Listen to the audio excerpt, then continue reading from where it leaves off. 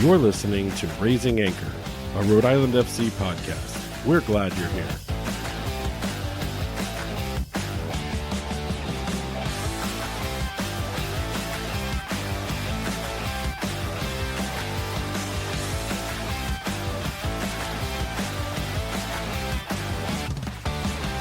Hello and welcome to Raising Anchor, your podcast and source for all things Rhode Island FC. I'm your host, Matt Entrican, coming to you on Thursday, May 9th.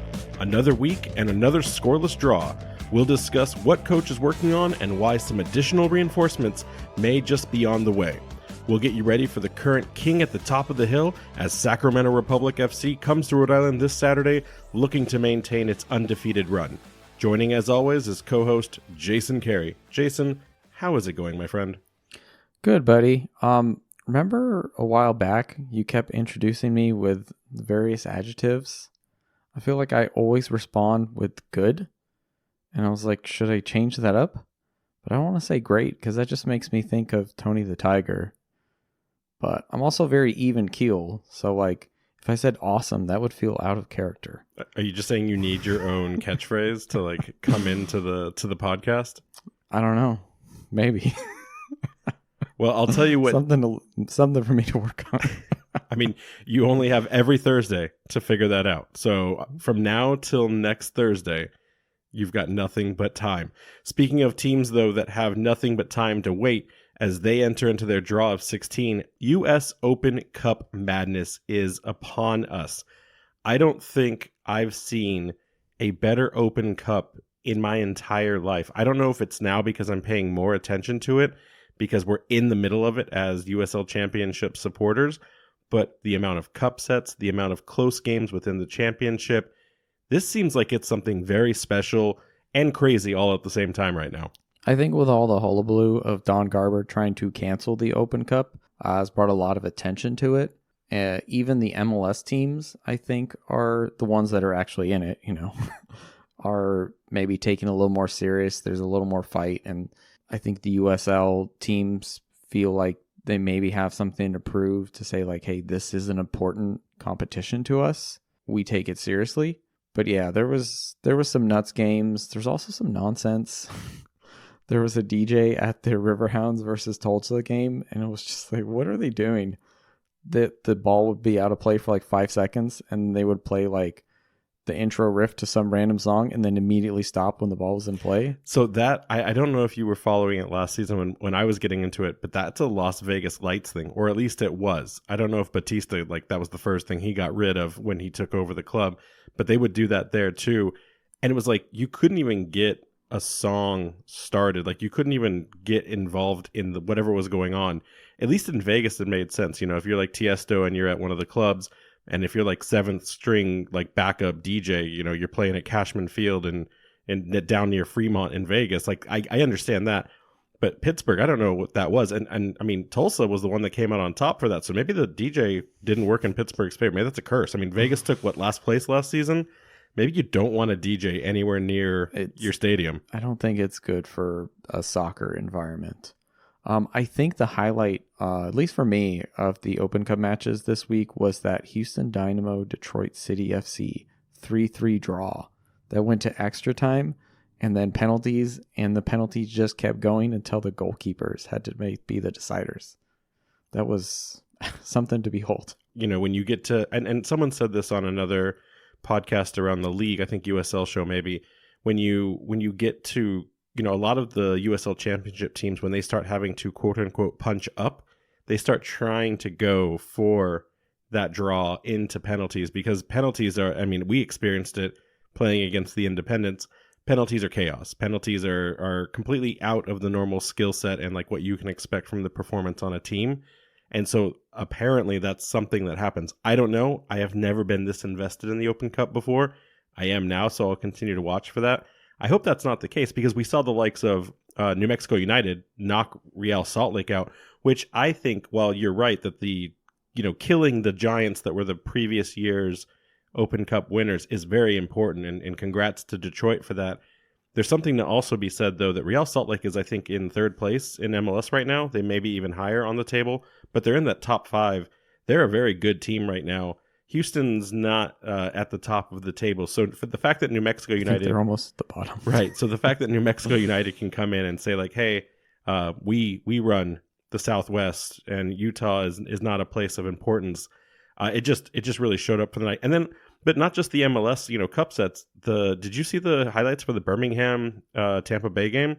Tampa Bay scores 4 goals unanswered on the night against Birmingham, and Birmingham's like, I've got 7 minutes left in regular play. Hold my beer for a second, and they equalize in the dying seconds of regular time to then take that game into extra time. I mean, like, these are the moments that just make watching soccer in America really special, to watch these kinds of things unfold. On top of that, add a 120 plus 3 red card. I mean, that was a wild game. I mean, Ortega being out, that could have ramifications as they move on to the round of 16. I don't know. I don't know how you manage that when it's already kind of like the game's yours, because it was 6-4 at that point. So chaos, crazy times. I'm here for it. I can't wait for the round of 16. Listeners, let us know what games you're the most excited about. Let us know what you've been watching as well, and let's get into this. But speaking of the Cup, speaking of other things, I think we need to rebrand ourselves. I don't think we're Rhode Island FC anymore. You've heard of DraftKings, the sports betting place, right? Yeah. And you saw the whole Dunkings thing during the Super Bowl with the Boston guys dressing up and drinking their Dunkin's donuts. I think we have a name for ourselves. I think we've found the nickname. It's not Tide. It's not Anchors. I think we're the Draw Kings, because all we do is draw. No. We're the Draw Kings.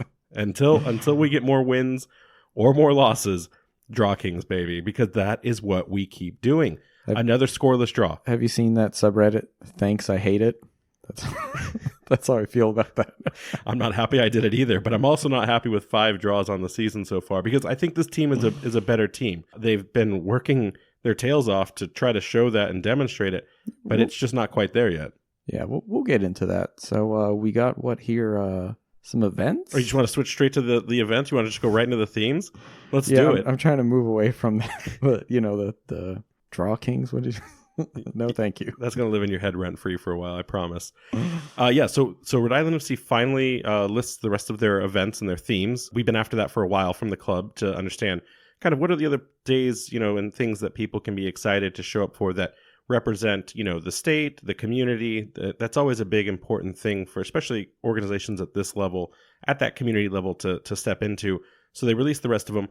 Obviously, it's Mother's Day. They've had the promotions out. They have that ticket package out right now. So they've got their Mother's Day celebration this weekend. We're giving away 4 tickets. We'll announce it tomorrow.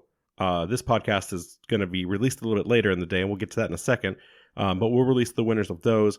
And then you've got Military Appreciation Day. The biggest one, I think, on this list is going to be Day of Portugal celebration on June 8th. That's going to be huge. I went down to Connecticut, and I watched the Hartford El Paso game last year, and that was their Portuguese Heritage Day, and it was huge. I mean, there was just a ton of Ronaldo and Benfica jerseys everywhere. I don't think there was any Hartford jerseys of any kind. But then you've got Pride Night on Wednesday, the 26th, against El Paso Locomotive. So, I mean, hopefully if El Paso's in the same run of form that they're in right now and they're off the rails, Pride Night's going to be a lot of fun for a Wednesday. You've got Independence Day on 4th of July with Dells. I'm assuming they're giving everyone free Dells. It just says presented by, and I hope that's more than just a corporate sponsorship. And then, of course, you've got the Derby Night on August 10th. Someone in the Discord said the theme for that is war, and I love it. What is it good for? I've seen some early ideas and concepts for the TIFO for that game, and if they pull something like that off, it's going to be quite spectacular. So super excited about that. If you want to learn more, you got to join the Defiance 1636. And then, of course, we have Service Appreciation Night for Birmingham on August 31st. Hispanic Heritage on September 21st, which is like 6 days after Mexican Independence Day, I think, give or take it. People always think it's Cinco de Mayo, and they celebrate by eating tacos and drink tequila. For us white people, yeah, it's the hallmark card of exactly. And then I think they picked this appropriately. You usually do Fan Appreciation Night as one of the last games of the year, but they appropriately chose Miami FC because if Miami continues on the trajectory it's on, straight into that basement. This will be like just, a guaranteed win in the book. So they've got that going for them. And then in other news, it's finally happened. Rhode Island FC card collecting app has released the most important card of the season. It's not Clay Holstead's upper bin. It's not the first win. It's not Chip. It is the Luchador card. The Luchador of Rhode Island FC card is officially in the auction house, and I am begging every single person that listens to not go and bid on that card, okay? Just don't do it. I need that card in my life. I asked for that card to be made, and then rather than just give it to me or put it into the universe to be won and traded, the owner and creator of the Card Collector app had a very sick mind and said, hey, what if I make everyone auction this off at the highest bid? So there's a crime that's been committed. I need that card, so no one else bid on it. Greatly appreciated. I could bid on it, but I don't think I have enough caps to win. Don't even say your cap amount, because there's been scandal in that too. Some people have like bid 20 in one, and some people have bid like 20,000 in one. So like it's all over the place. So just don't bid on it, and I can be a happier human being. Fun news aside, are you ready to jump into the reason that we couldn't start this podcast and get it out at 5 a.m. for our normal commute? I mean, there are going to be some angry commuters. They already have to cross that bridge tomorrow. They already have to deal with potholes. I know their pain. And now they don't get to hear your voice or my voice in their ears at 5 in the morning. But they get to hear it on the way home, or maybe at work. They may have another podcast that they have to listen to at that point. Like we are a part of some people's regularly scheduled lives. Sorry, guys, just have to change your rotation tomorrow. Did you see the in the Discord that some people just want to hear more Clay Holstead and less you and me? Yeah, taking strays there. So, what's going on here? Why are we delaying? So we signed a player, and I think a lot of people will know who this player is, and that is one Jack Panayotou. In the flesh. In the spirit world? Yeah, so Jack P, as he's known, because people struggle to say that last name on the regular without it being pronounced right in front of them. Jack P is a Cambridge native from New England. He is a New England Revolution homegrown, and he's going to be coming to us on a loan. So this is going to be the first loan player that we have. We'll talk about the mechanics of that in a second. You know, besides a stint at Georgetown University, he's basically been playing for the Revs 2, the U19 Academy, and the Revs senior squad. Jack P has made 11 appearances with the senior squad, so it's not like this is someone who has knocked on the door a couple times. He's actually put in some lengthy performances with the senior squad. Bruce Arena was starting him last season a couple of times as well. So this is a guy who has seen minutes in the highest level of professional soccer in America. And this is not someone that is, you know, like, oh, well, he just can't quite get somewhere, so we just want to throw him somewhere else. That being said, you know, the Revs are kind of in a self-discovery mode this year of trying to identify what exactly is their future with the players and the roster that they have. Caleb Porter has come out several times when they've asked about questions such as Noel, such as Jack, such as Esmir, such as Tico Rivera about like, hey, when are these guys going to get minutes? And some players are thriving versus others, but you know, Caleb has come out and said, hey, the senior team's responsibility is, you know, as a coach, he's there to win games for the team. And so he's not there to prioritize the development of the youth. So we've seen the likes already of Tico going down to Tampa Bay this year. Noah Buck's been kind of sidelined a couple of times and not really seen as many minutes as maybe people thought he would. Esmir's been kind of like the shining jewel in that crown of youth development. But Jack P really hasn't been getting a lot of playing time. He's been sitting on the bench, and then when he doesn't get into the squad in a substitution capacity or a starting role, he then kind of subs down into MLS Next Pro and plays with the Revs 2 the following game, whatever that looks like. So dresses for one game, doesn't play. To keep his fitness, to keep his skills up, he goes down and plays with the Revs 2. But Jack's a really interesting character. He's the 2022 Revolution Academy Player of the Year. He won an MLS Next Cup champion. It seems like he's too good for MLS Next Pro, but he's not quite there yet in settling in with the senior squad and getting regular first team minutes.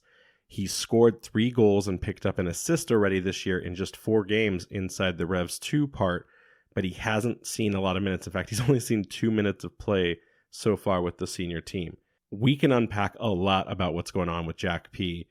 I think that this is a tremendous signing. I think this is the likes of Tico Rivera going to the Rowdies, like I said. And I think that a player that's trying to find their mark, this is the right caliber of league for them to be in. And I think that this has the potential to be an incredible unlock for Rhode Island FC. My only concern is the loan part of it, which we'll talk about in a second. But you watched some tape on Jack. What are your thoughts on him so far? I think that he can maybe kind of slot into the middle there, where I think we are struggling. With no Connor, there doesn't seem to be any player to kind of progress or move the ball through the midfield. Like there's almost just a big hole there. So I think that can give us some options. I don't know if he is going to be a starter per se. Maybe him and Connor will kind of rotate because as Connor's been missing, I think we've really struggled to play the ball down the middle of the field and we're heavily reliant on our wings. And if that's not working, there's basically no plan B right now. Yeah, I mean, I didn't mention this. He's a cam by trade. That's what the Revolution have been grooming him to be. That's what he showcases his skills for primarily when he plays for the Revs 2 or for the Revolution. So yes, 100% what you're saying. He is a central-minded player. In watching the tape and watching some of his older games, he is very good at passing the ball vertically up the channels and back down as needed. But most impressive, he's got really good vision. He can collect the ball at his feet and then kind of redistribute very quickly and move that ball into chance creation opportunities. He has some of the highest chance creation stats in MLS Next Pro right now. But then also, too, on top of that, he's not afraid to shoot from outside the box. A lot of his shot attempts, I should say, they come from outside the box. So this isn't a player, and we've kind of made this statement before, is there seems to be this hesitation to shoot outside the box with Rhode Island FC right now. This is a guy that isn't afraid to do it. The only thing, and I almost don't even want to say this right now because we haven't even seen him play yet, but the only area that I've seen Jack at all not demonstrate, either in his highlight reels or in the stats that exist for him, is his dribbling. He seems like he struggles to dribble out of areas that would cause him problems. So he's much better at give and goes. He's much better at taking the ball, moving it whichever way he needs to. If he's a player that does try to take the weight of the responsibility of the game on his shoulders and tries to dribble through something to create opportunities, there was a lot more turnover in his game in that sense. So if he's really good at the other stuff and can showcase that, I think this is a league where he will thrive. That's also something that can just be learned through experience. Maybe he'll realize he'll either develop those traits or he'll get the game experience and knowledge to be like, hey, I just need to pass this off to someone else and move along. And for everything that we've been learning about the league and what other people have said up and down the soccer pyramid, that's exactly what the championship exists for, is to provide that experience and that opportunity. So I think this is fantastic. The only thing I don't like about this is that it is a loan. And while that's probably really good business for Rhode Island FC, because that means then that the Revs are in essence paying this player's salary, and they're getting a skilled opportunity in a position of need that they are very much lacking right now. The other problem is that if we start relying on the likes of Jack to produce our offense, to create our chances, and then the Revolution need to recall him at any point, we're kind of back to square one. So that's the only caveat. I don't think I would not do this move just because of that risk. You have to when a player like this drops in your lap. But it's great business for both clubs. It's also kind of the opening of, I think, maybe a partnership, because I'm sure there will be people that kind of build this is a pipeline, this is a feeder, whatever you want to call it. But in reality, when you look at the rest of the players that we've grabbed that are New England Revolution based in any way, shape, or form, they've all been, for the most part, they've already moved through the academy, they've moved through the team itself and have gone on somewhere else, and we've kind of come and collected them again. The only player besides Jack that, and we never really even dug too deep into it, would be Colin Smith, where, he played one game for the Revs 2 and then said, no, that's okay, I think I'm going to go play for Rhode Island FC now. So I think this is good business. Is there anything that you would have as a call out or a watch out with our first loan in club history? No, I think this is just part of the thing that you deal with in USL. Remember when we were kind of talking about the league itself? I don't say there's a lot of turnover, but due to the nature of the contracts, you do see players moving around a lot more. So you have less players in the league who are like, oh, I've been at this team for 8 years. That's not to say that doesn't happen, but players tend to play for teams for a few years and kind of jump around. As much as we may fall in love with some of our players, we always have to be wary that, we may only have them for a few years before they move on. So we just have to appreciate the time that we have with them. And we'll talk more about maybe the role that he can play when we preview Sacramento in a little bit. That's the big business on the day. That's why we had to delay the podcast till after that goes out. That goes out on official channels. So let's start with this North Carolina FC recap. It's another 3-5-2. but there was a lot of tinkering on this game. There was a lot of adjustments that we saw coach have to make with no Chico, which was a last-minute scratch. We were kind of surprised and caught unaware about that. You had Vegas making his triumphant return in the back on the goal, and then you had that back three of Nodarse, Yao, and Alves. But this is where it got interesting, and I think coach has been listening to the podcast, because what does he go and do? He benches Joe Brito, and we see the likes of a 5 midfield of Turnbull, Holstead, and Noah Fuson parked right in that spot, with Mark Ibarra and Jorge Quezera out on the wing. It was crazy to see, like, something you were trying to make happen in your mind, and then like coach goes like, yeah, I'm going to do that too. So I'm basically ready to coach a USL Championship squad, I think, at this point.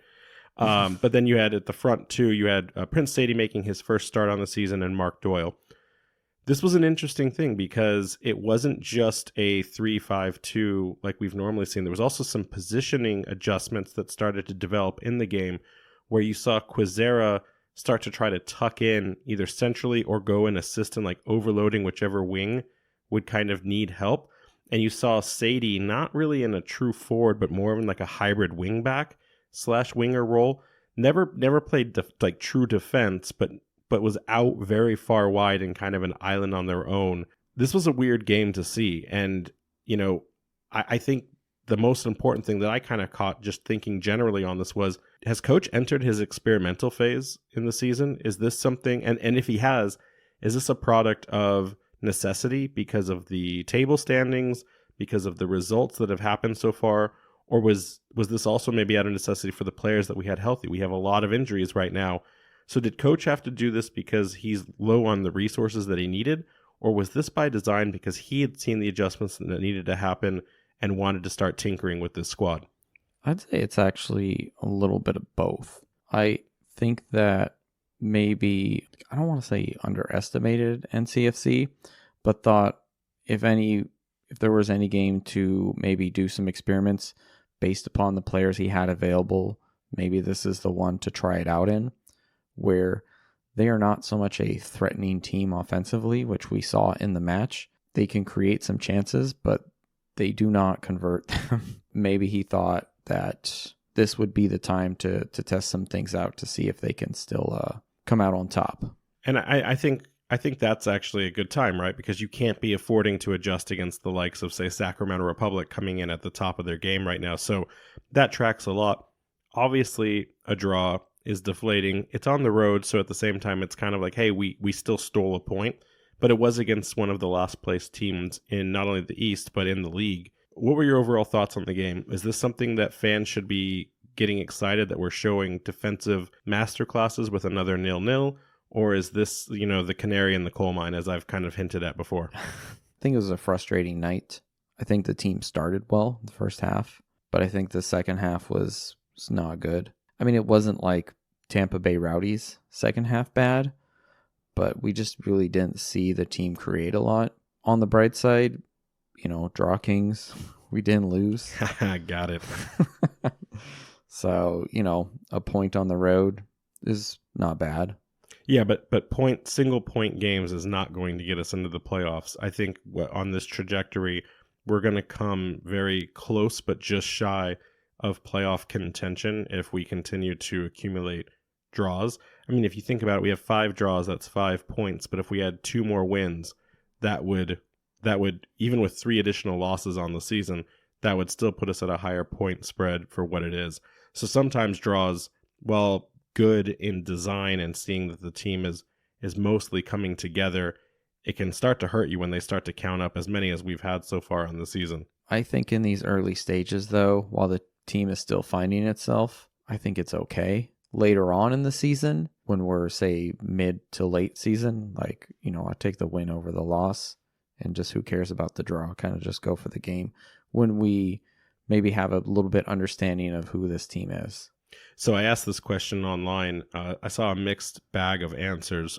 Are you happier with the 0-0, especially with Koke coming back and getting that clean sheet under his feet? Or would you have rather seen this be something more along the lines of a 1-1 or a 2-2 draw that kind of shows, hey, we also have the ability to score goals, but can also maintain and make sure that we don't lose a game, especially on the road? I would rather see goals. Goals are exciting. it's funny too. It could always depend on the way it would happen. If Rhode Island FC scored first and then they scored second, maybe we'd be a bit deflated. We feel like we let one go away. Whereas it's the opposite. If they scored first and then RAFC scored, we feel like that's a point earned. When it comes to an away match like this, I'm fine with the 0-0 draw. I'd rather have some goals in it. Our defense has been a little all over the place this year. So to see them get some clean sheets, Vegas to get some experience back with the team, he's been out for a month now. So to kind of have him get himself back into gear, I'm okay with it. I was not happy, day of, but now that it's been 5 days, whatever, I'm kind of over it. Ready to move on to the next one. Let's talk about the game. Let's talk about the halves. A lot of people have already been saying this, but the wing play, the crosses have just been, one, they've been numerous in the effort and the attempt, but they have been poor in the execution and the quality. We got a chance to talk to Coach earlier today. One of the first questions I asked him about that was, hey, there's a noticeable drop-off when it comes to midfield direct play and this emphasis on crossing. And I asked him, directly, hey, is this a practice effort to get ready for the likes of JJ Williams, who will eventually be returning to the squad? We know JJ is an aerial threat, one of the highest performers in the league at that level. Is this more of that to prepare and be ready when the time comes? And he said absolutely not. He said wing play is a part of the game, but it's not the only part, and it's just been a product of how this team has tried to get past and unlock defensive opportunities when marshaling down the field. So it's something that Coach is aware of and is attempting to work on, but it is not just that, hey, JJ is coming, so let's get our cross game on point. That being said, though, if it's not working and you just continue to do it, that's insanity, right? Like what is the other option? What is the other opportunity? We got a chance to interview Clay earlier this week. We asked him the same question, like, where do these goals come from? And he said people need some more tenacity. They need to be able to be comfortable to shoot outside the box. He said Mark Doyle is close to figuring out what it needs to have happen to be able to start putting the goals in the net instead of like right above it or off the post. So like a lot of the players have the confidence, the coach has the confidence, yet we're not quite seeing that manifest on the pitch right now. I have to ask you, are we going to keep seeing them stumble through attempts like that with the cross? Or is this something where they're going to make those in-game decisions and those adjustments? And will we see a completely different squad? Again, this is a pendulum squad. The Draw Kings are pendulum-based. Are we going to now see a lot of central play this weekend and less wing play? The central play issue, I think, stems from not having players who are maybe comfortable or can kind of thread that pass through the middle. I disagree. Hold on. I have to jump in there. The reason I have to disagree is because I have an apology I have to issue to Joe Brito. This is not a Joe Brito problem. Noah Fuson comes in and he disappears the same way Brito does in this game, like noticeably disappears to the point at one point I was like, who is that player in the midfield? I don't recognize that person because it was Jojea Quazera playing in a depth and a central location that I have never seen. I couldn't find Fuson on the pitch. No, I agree with you. I think that Fuson and honestly, I think even Holstead didn't have great games this game. We changed the tactics up too, though. If the team had stuck with a similar 3-5-2, and I mean, technically they were lined up that way, but the individual tactics and positioning was slightly different. We keep chopping and changing everything, so it doesn't seem like the team is able to build and form habits and routines to kind of understand where players are. So we keep moving everything around. So I just think that's kind of an issue that we're having. Yeah, but I mean, at the same time, these players are there. They're in the middle of the pitch somewhere. But when you looked at the heat map, it was ice cold centrally, right? Like, I agree with you that it's a tactics formation, and it's not a Joe Brito, it's not a Noah Fuson problem. But they know that. Like, we've watched Joe Brito disappear for a lot of games, and we've asked, like, what is going on? This is something that coach should be aware of at this point. So, again, do we see another adjustment, another tactic change, another formation change this week? I don't know. We'll figure that out as we unpack the Sacramento part of it. but it is a very real problem that the goal production isn't coming from anywhere, and our attempts to just cross and rely on corners, like any kick of distance, doesn't seem like it's doing us any favors when it gets near the box. That's a problem.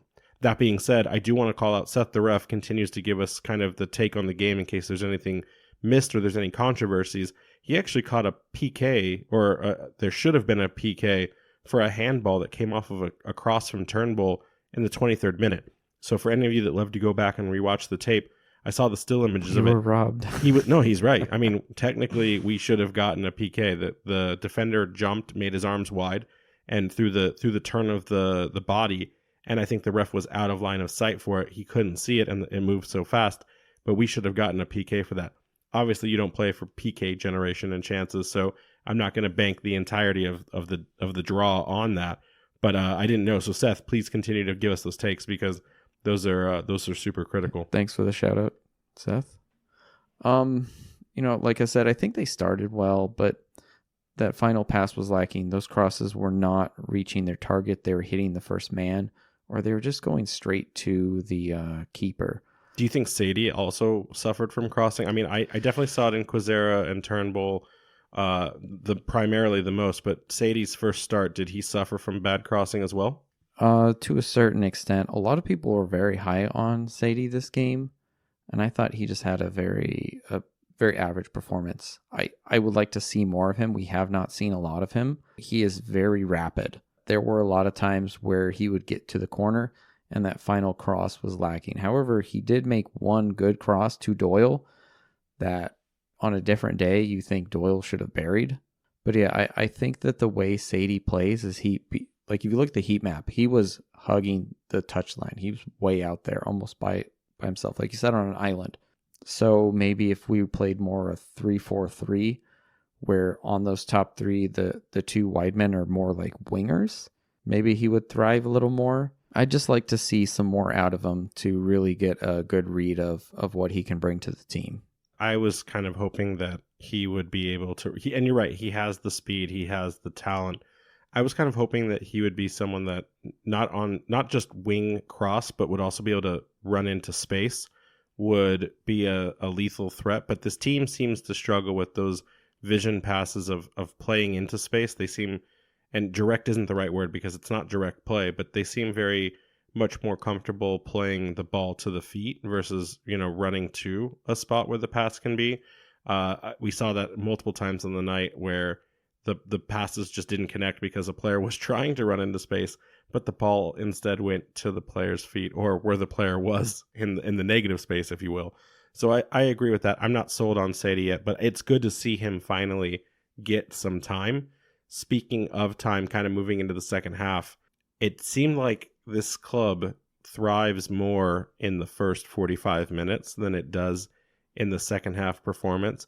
We've seen a lot of that now, whether it's the implosion of the game against Tampa, it's the squeaky bum time holding on against the Las Vegas Lights, it was the collapse against Phoenix. It seems like this club puts on a stronger performance in the first 45 than the second half. And not every club is like that. Sometimes clubs thrive and shine on their subs. Some just kind of get into the game late when it matters. But that doesn't seem to be Rhode Island FC's motto right now. I'd be curious why that is. Like the Phoenix game, for instance, they actually didn't play well the first half. But when they did give, let's say, part of the end 10 minutes of the first half into, let's say, another 30 or so minutes of the second half where they played well and then just kind of fell asleep at the end and gave up a goal. I don't know if they're like burning themselves out or if it's just like a mental thing. Well, we'll figure that out as the season progresses, but North Carolina didn't seem to suffer from that. In fact, they seemed like they started to kind of activate in the second half. Yeah, maybe it's we come out of the gates too gung-ho and then the other teams kind of feel out the situation and build themselves into the game, whereas instead we just right off the gates just race into it. I think that we really struggled to find a way out of the press. North Carolina made some adjustments in the second half and kind of pinned us back. There are a lot of times where you would see Vegas passing the ball out wide to the center backs and them kind of just playing it back and him like launching it forward or almost kicking it out of play sometimes. There were a few balls that he kind of tried to bypass and play to the wings. But I think when we had Lee, who felt more comfortable kind of hitting those long balls to a forward, and maybe the absence of Chico really hurt us here, but if you can bypass that press, it causes issues for the pressing team because they have to be wary of that. If you're able to get a flick on or control that ball and turn and attack, they can get caught out. So it makes the team second guess if you have a variation in your buildup. If you're always passing from the back to your center backs, you start to become predictable, and it makes it a lot easier for the team to press us. So I just, in the future, maybe hope that we see some variation in that. Maybe this was just this game issue, but a lot of those passes to the back, we weren't doing anything with them. It was just wasted possession. Yeah, and that could be also a return of Koke Vegas, which was the style we had been led to believe would get played with his signing. So this could be just they need to get refamiliarized with what Koke will try to do versus that Lee, wombo combo of getting it out if need be. I don't disagree with you at all there. I do think it was interesting though when you look at how you mentioned North Carolina kind of coming out differently and changing the dynamic of how they played. It was interesting to me to see that Coach really subbed late in this game, which has not been something he's done necessarily in the past. I'm not sure if this was Coach wanting to let this new setup kind of, cook and simmer for as long as possible, or if he was just out of options because there are, to your point, so many players hurt. But it was a little bit surprising. I wouldn't call it reactionary, but it was kind of a surprise that you saw 3 changes happen before the 70th minute and you didn't make any adjustments of your own until after that. So that was a bit puzzling, but it was also great though to see Enking get his first time on the pitch, especially so quickly after being officially signed. So call it a silver lining, but that was a bit of a surprise on the night.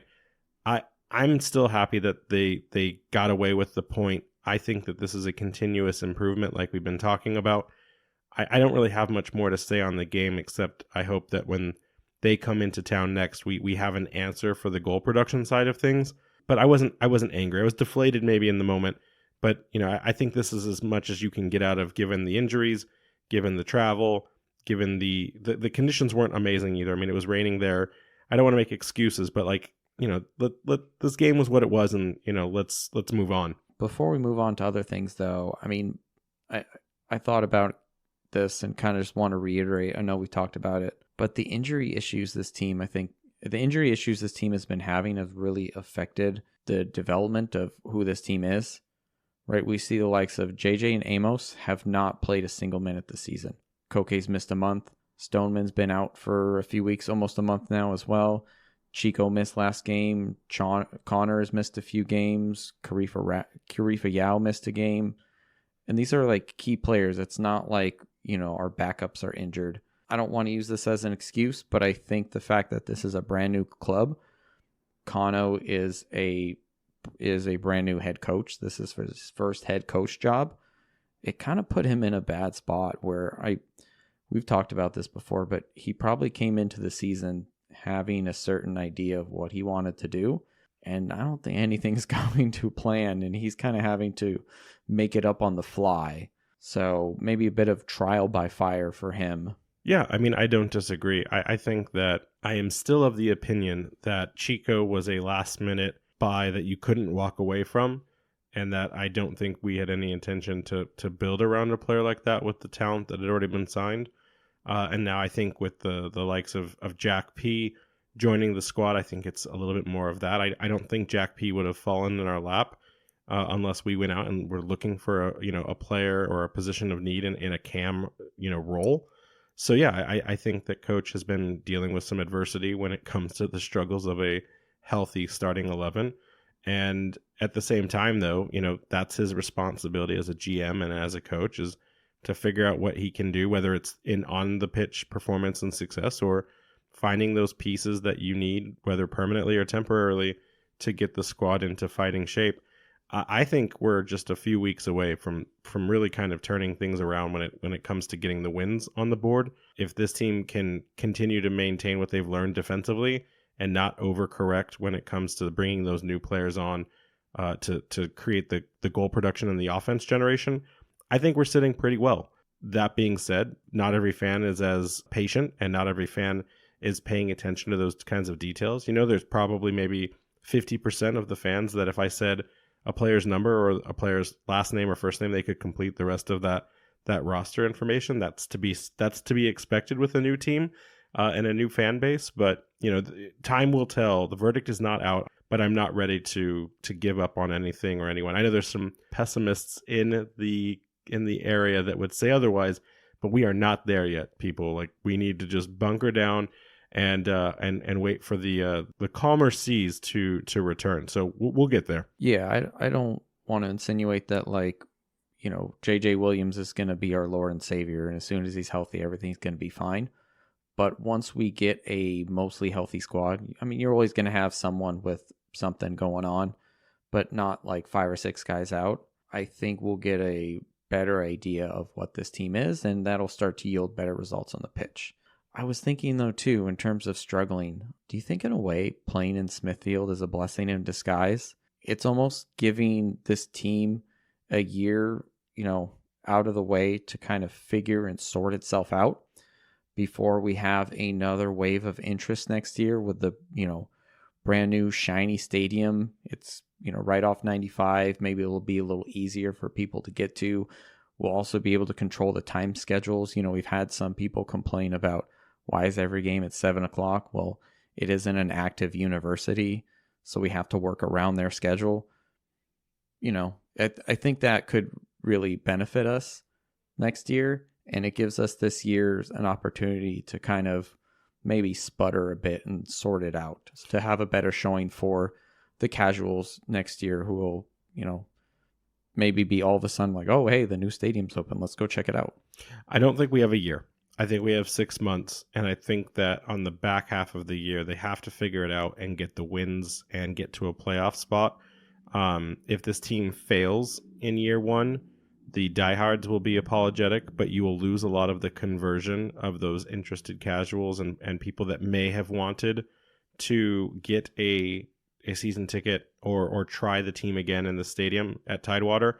Tidewater may generate one additional game as an opportunity, but you really need to capitalize on the momentum going into the tail half of the year, because those are the people that you need to also make sure you're getting to kind of subscribe and double down on their season ticket members for 2025. We're seeing the same instance in Hartford right now.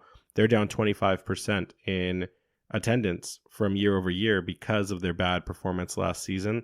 So I don't think New England fans, specifically Rhode Island fans, are ready to be giving up on this squad, but they will at least spend their money where they believe there's value add.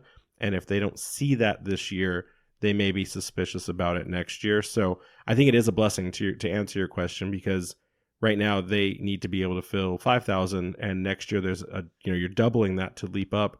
So they need to get things falling in the right places so that they can do that.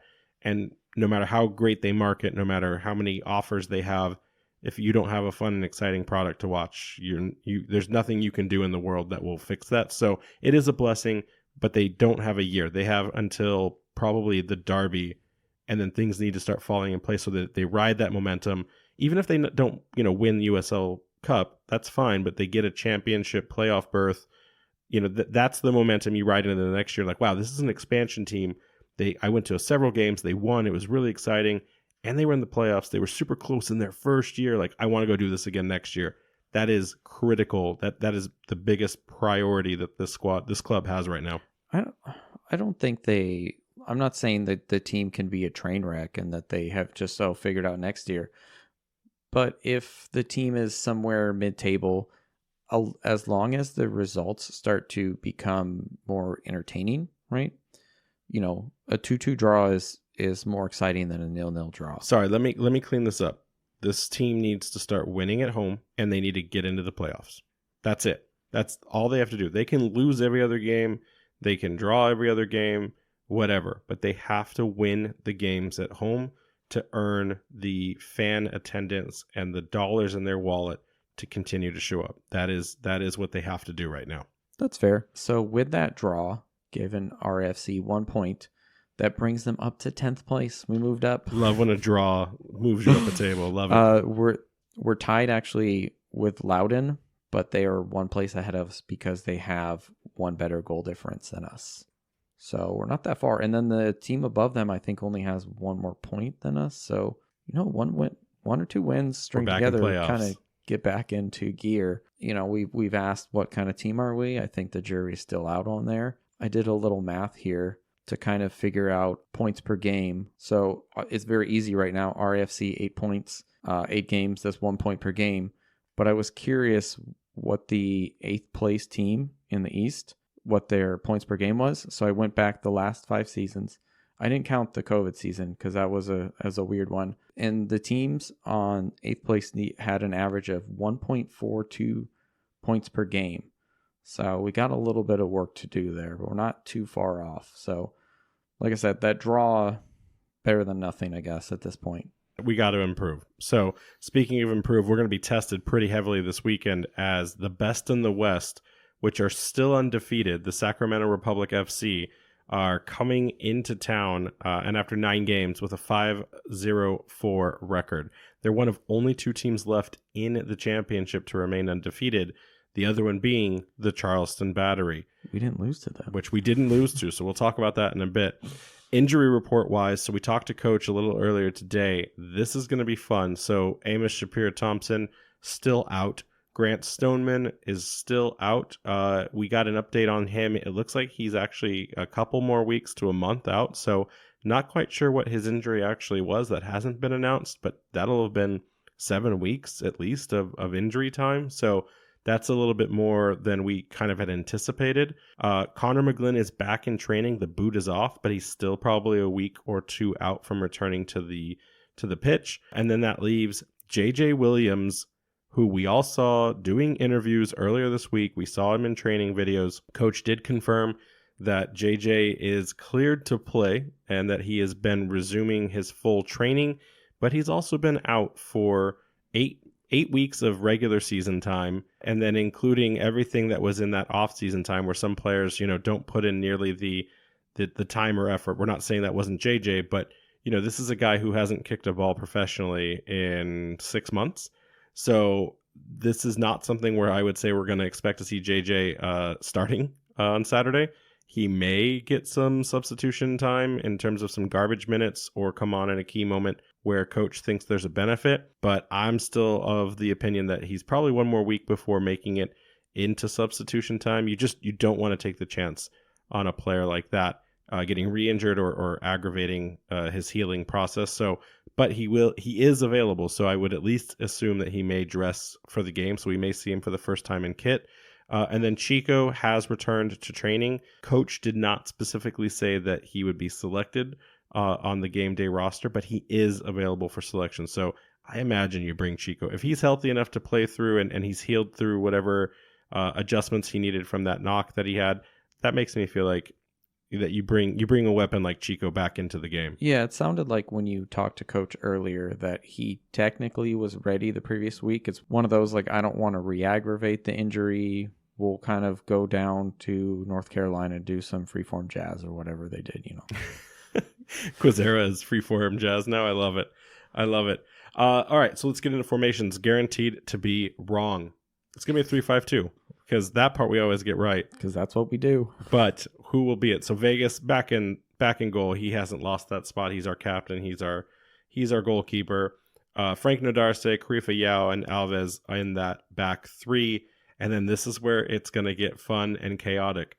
I've got Steven Turnbull, Clay Holstead, Jack Panayotu, Mark Ibarra, and Jose Quizera in that midfield 5. And then Noah Fuson and Chico in the front 2. Thoughts? Yeah, I think we're going to see Jack Panayotu play the Connor McGlynn role to a certain extent. I know Connor says he's a 6, but also I think that he is... When he's lying to you? Only you would be like, I know, I hear you. I hear you, Connor. I hear what you're saying you are, No, but I don't believe you. In terms of his skill set, though, I think he is one of our better passers and can kind of carry the ball forward better than some of the other players. So I think that he's going to kind of fill that role with Holstead and Ibarra. They're kind of right behind him, and maybe they'll move around depending on the way the game is.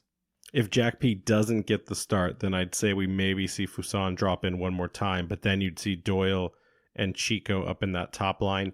Maybe Quizero subs out for Sadie, but again, that's almost too much tinkering at that point. I think getting a like-for-like swap in that midfield and then keeping the formation the same way is probably the best way to go. If it ain't broke, don't fix it. So let's talk about Sacramento Republic. Listen, this team is disgusting. So much talent stacked inside of it. You're probably looking at a 4-2-3-1. They've been experimenting a little bit with a 5-back line and a 3-4-3.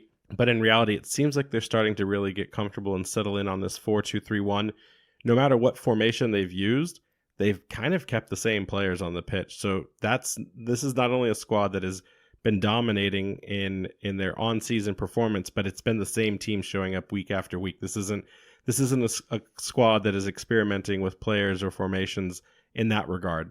So you're going to see Danny Viteo, goalkeeper of the year last year, in the goal, and then a 4-back line of Jacker, Jared Timmer, Connor Donovan, and Lee Desmond, all brutes and just big guys. And then you're going to see a back two of Nick Ross and Luis Fernandez into the midfield 3 combo of Rodrigo Lopez, Russell Cicerone, and Alder Sanchez, and then lone striker Trevor Amon up front. Listen, Sac Republic is truly the scariest team in the league right now, even more so than Charleston, because I think Charleston's relying on Nick Markanovich to kind of really carry that squad on their shoulders. In terms of Sacramento Republic, they are spreading the talent, the goals, the assists, the everything around the squad. Like I said, they've been experimenting with the 5-back versus the 4-back, but they've seen Alder Sanchez really be a lot more lethal when he's moved up into the wing versus a pure wing back. This team, I mean, they have every stat that counts going for them, but this team has scored first in every game they've played this year, with 80% of their goal production coming before the 45th minute. And they've scored goals as early as the first minute of play. I mean, how does this even happen, right? Like, they just want to shut it down early. And that's what they're doing to the teams that they play against. They're playing fast and furious, and any goals that do manufacture as goals against them, they're not usually coming until after the 60th minute or greater from those opponents. So this is a team scoring early, controlling and dictating the terms of the game, and then if a team is clever enough or talented enough to score against them, it's coming late, and it's only for an equalization, right? Because no team has beaten the Sacramento Republic so far this year. This team is complete. It's a real deal. But then what's worse about it is not only are they good offensively and defensively, but the things that they do really well make it difficult for a team like Rhode Island FC to come in and try to dictate terms. They're very good with possession on the ball. They're very intentful with that possession. It's not like, back pass, back pass, back pass. They know how to absorb. They know how to absorb opponents making a press. They're comfortable with keeping that ball until they can break the press. And if for whatever reason, if they can't, they'll just punt the ball and say, okay, hey, bring the ball back to us. We're going to capitalize when you make a mistake, catch you in transition, and drop 2 on you before the 45th minute.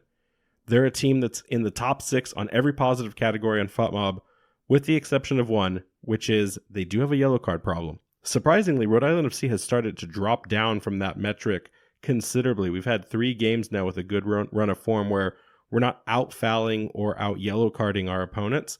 I don't know if that's also then impacted our ability to win games, but they've definitely been working on that here on the amber and blue side. That being said, though, this team is not invincible, right? There are teams that have held the line. They've equalized against them. And if you think about it, I feel like Rhode Island FC, one of the things that we've seen a lot, they tend to play to the skill level of the team in front of them, right? Charleston Battery, great example. They're the East version of Sacramento Republic. We held them 0-0, right? We held Nick Markanovich to a 0 opportunity game. This is a team that tends to run themselves into the ground. Sacramento Republic runs out of gas after that 45th minute. They're susceptible to counter. they not have fuel efficient.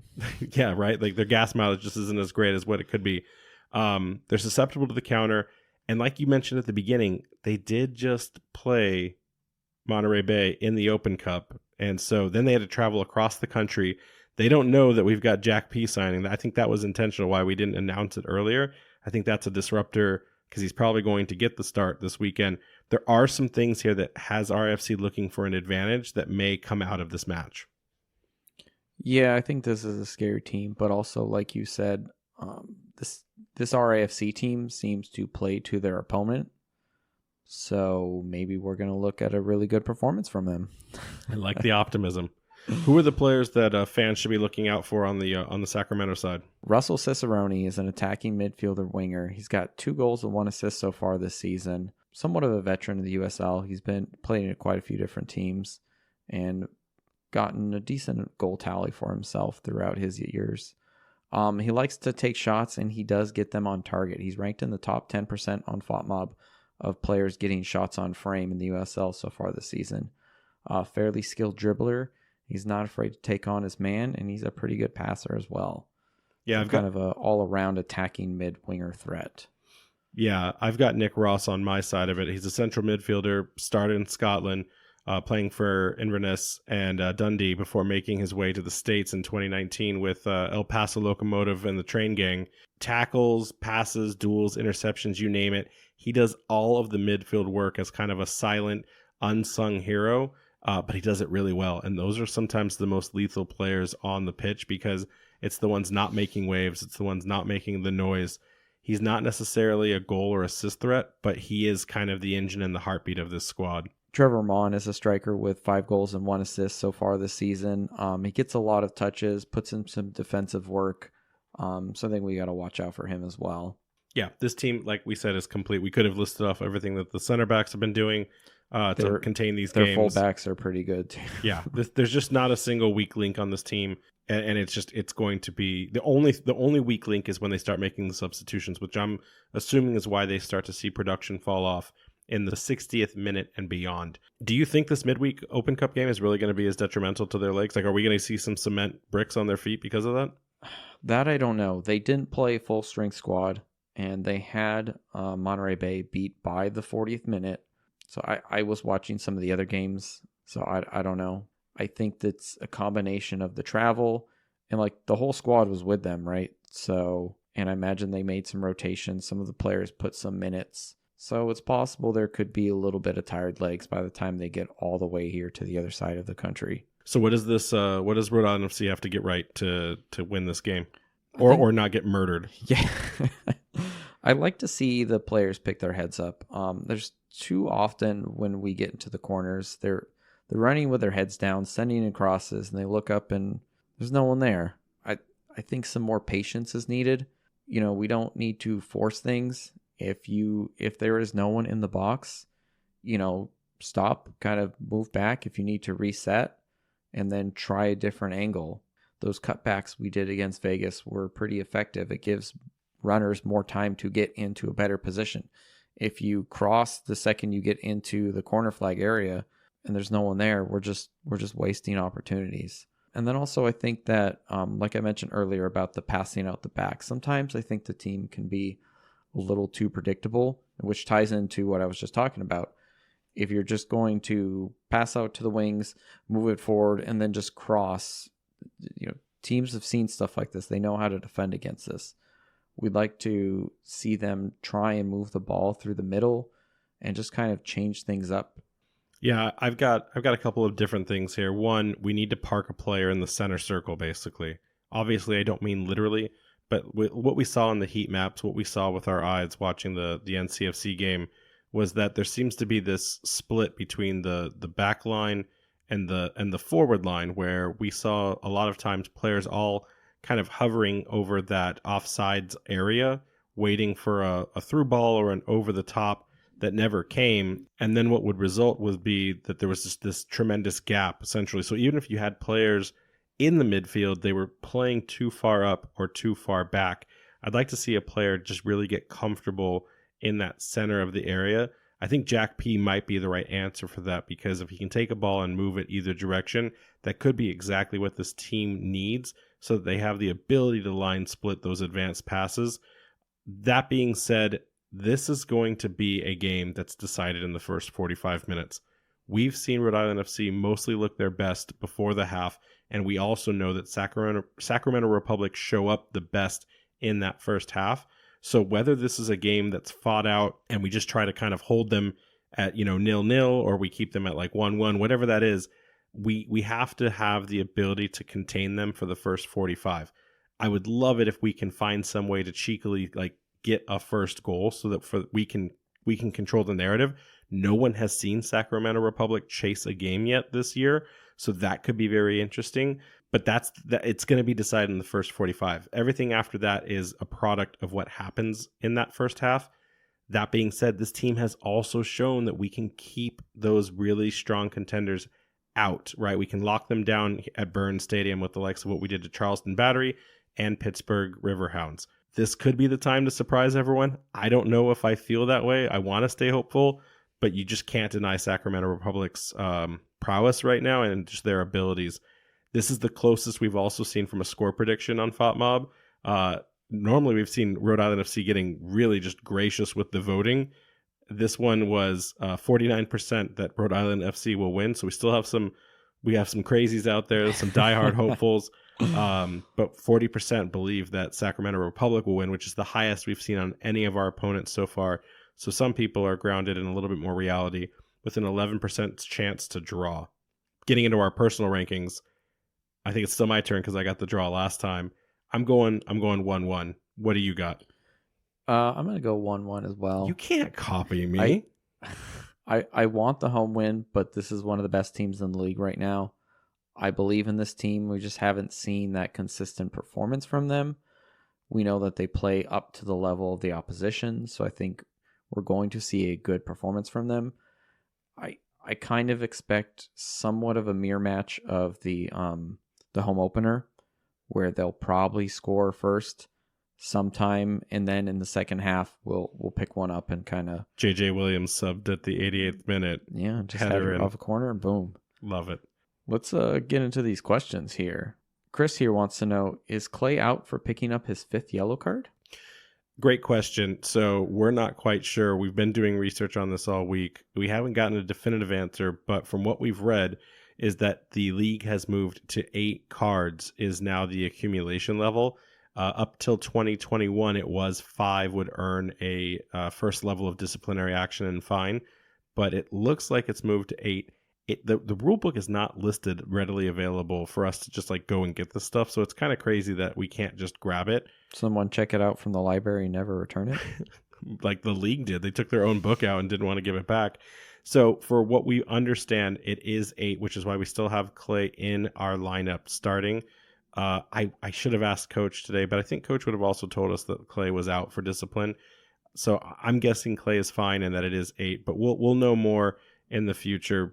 So Nick asks a question. If you were the owners of Indy 11, would you fight the city, I'm assuming for the MLS expansion piece, or try to join the MLS? Ooh, do you die a hero or become the villain, Jason? So based upon what we saw with the San Diego Loyal, MLS has no qualms about just coming into a city and just taking your lunch and not sharing any with you. But did you see Indy has that billionaire owner online now? I did see that. I would think that they should try and get more private funding for the stadium and maybe try and see if they can redo that deal. And at the end of the day, if they end up leaving and joining the MLS, I'm not mad at any USL teams that would want to move their way up to MLS. But what I don't like is the aggressive expansion by MLS, where it seems like they are trying to jump into USL territories and kind of kick established USL teams out. If a USL team wants to move up, they feel that maybe they've gotten too big for the league or whatever it is that makes them decide to want to move up. Fair enough. You do you. That club can still kind of have its history and take its fans with it instead of seeing teams like San Diego Loyal just, a footnote in history books. If it happened to Rhode Island FC, would you feel the same, or is this strictly an indie problem? That's interesting. I'm kind of not, I'm anti-MLS right now in that regards. I just don't like the way they're being run. If we get to a point where we never see any sort of promotion relegation here in the States, and we've just kind of accepted our fate, at that point, maybe like, hey, just go play with the best you can. I think that would be a bit deflating, but maybe I would accept it in that scenario. Brendan here wants to know, which U.S. Open Cup round of 16 are each of you personally looking forward to? It's tough. I almost don't want to answer with just one because there's a couple games. I'm really excited to see what the Battery can do against Atlanta, because technically the Battery is one of our best right now. And so going up against a team like Atlanta, I'm really curious. And they also have home field advantage, so I'd love to see kind of what that looks like. It's actually the same story with Sacramento Republic as they get ready to go against the San Jose Earthquakes. I think they have a better shot of beating the Quakes than the Battery do. So I really want to watch both of those games. But the one that's kind of heating up is this whole Detroit City versus Indy 11 game. The supporters groups are starting to go after each other because of all of the issues with the Brickyard Battalion, and kind of like, we'll just sit on whatever side of the fence comes out at top with soccer in Indy. It pissed off the supporters group in Detroit, and I think it's upset quite a few people, to be honest, with their neutrality. So the Detroit supporters group is basically calling them out and saying, like, no, if you think you're already an MLS club, like, we're going to treat you like that. So, like, get out of our league, get out of our lives. So I kind of like to see that. And I think it'll be an interesting game too. Detroit's probably the better squad of the two, but they're playing away. So, and they had the most impressive win on the tournament so far. So it's kind of like, you kind of want to watch them. How far can they go? So those are probably the big ones for me. How about you? Yeah, I'm also looking forward to Nick Markanish versus Atlanta. I think most USL teams actually have a pretty good shot, maybe with the exception of Loudoun. LAFC has 15 points from 10 games or something. But all the other MLS teams that are left in the Open Cup, they're not doing so well this year in the actual league. And I look at these matchups, I could see FC Tulsa beating Sporting Kansas City. Sporting Kansas City has not been very impressive this year. San Jose Earthquakes, their owner hates them or something. I don't know. They're kind of sad, pathetic club. Sacramento Republic is one of the best in the championship. I could definitely see that happening. And then even without Manuel Ortega, Tampa Bay Rowdies at home against Dallas, who I think is maybe one of the worst, if not worst, teams in MLS right now. They have 8 points. They're pretty much at the bottom there. I think Rowdies could pull that off, and we could see a decent amount of, championship teams moving on. I have a weird curiousness too. NYCFC 2 is the only MLS Next Pro. That's the team I need to see go next. Yeah, so no, they need to get out of here. New Mexico, do your thing, New Mexico. Do your thing. Get rid of them. Could you imagine the storyline MLS will paint if United knocks out RSL, but then loses to an MLS Next Pro team? We'll never hear the end of it. So I guess that's the answer. If there's one game that really matters, it's not punching up and beating MLS. It's making sure we don't lose to a Next Pro team right now. Yeah, make sure those fake two teams that don't have any real fans or support, get them out of here. You do realize, though, that if LAFC makes it to the final, Giroud ends up playing in the Open Cup in August or September, whenever the final's actually held, right? They would just give it to him for his devilishly good looks. Goes from a World Cup win a few years back to now winning an Open Cup. Oh, gosh, it's been more than a few years now. It's been 6 years since he won? Oh, yeah. It's been a long time, man. It's been a long time. What other questions? My turn. Question. Okay, Tim, how dare you, first and foremost? Tim writes in, with the blurry beer and booze photos becoming all the rage on the Discord, is there any chance we'll see an offshoot of the podcast where Jason does video interviews of people associated with the team, and where the interviewee is completely out of focus for the entire interview, and possibly also never identified by name? Oh, those videos where they're interviewing people and who are maybe in gangs, or they don't want to be identified, and their voice is all voice modulator, blurry, dark shadow. In the dark shadow. Yeah, I do interviews with the players like that. and just ask them really random questions. That could be fun. They may be more honest, like if they can hide behind anonymity. And then from there, just try and like not even soccer related. And then we see if people can guess who they are. That being said, though, we are working on continuing to build towards a eventual video podcast. So that's something that will come out not anytime soon, but before the end of the season. That's a commitment we have because we've gotten a lot of questions about that. So eventually we'll move into that format, but we just want to make sure we do it right and we keep it profesh. Speaking of profesh, let's get these events out of here and let's get this thing gone. Yeah, so your Rhode Island FC will be back home at Burns Stadium on Saturday, May 11th, as they take on Sacramento Republic at 7 p.m., with the parking lot opening at 4 p.m., or you can watch it on NESN Plus or ESPN Plus. And this game will be RFC's Mother's Day celebration. For mothers. We still have those 4 tickets. We'll be announcing those, I guess, since you're listening to it a little later today. But look on Instagram and all the rest of the socials. We'll announce the winner there. And then on Saturday, May 25th, that's RIFC's Military Appreciation Day, featuring special programming to honor active duty military members, veterans, and their families. There's also going to be a special donation program to get service members and vets out to the game. We kind of mentioned that on the last pod. We'll be donating some of our tickets. So if there's someone specifically that you think deserves them, let us know and we'll make sure we get in contact with them and get them those tickets. And if this is something you also want to participate in and support, there is an email out from the club to get fans and people that appreciate the military to kind of jump in and participate. But before we get there, on Friday, May 17th, we'll have an away game. At 9 p.m., RFC is going to be playing away to the Colorado Springs Switchbacks. It's going to be a late game, but come join the Defiance at the Guild in Pawtucket or the official RFC watch party, which will be at Troop in Providence, Rhode Island. When you look at the games ahead, it's like it's Sacramento Republic, then it's Colorado, then it's Louisville. Then it's Detroit, then it's Hartford. This is going to be, we've talked about Draw Kings. It's going to be a tough month. This could be a win-loss kind of thing heading up here. Who knows? I'm not going to jinx it, but I think the Draw King era may be coming to an end. Good. I'm done with that. Let's get us out of here. All right, guys. You can catch us on Twitter, Threads, and TikTok at RFC Podcast, Instagram at Racing Anchor, and there's that website, www.racinganchorpodcast.com. Anchor's up, buddy. Anchor's up.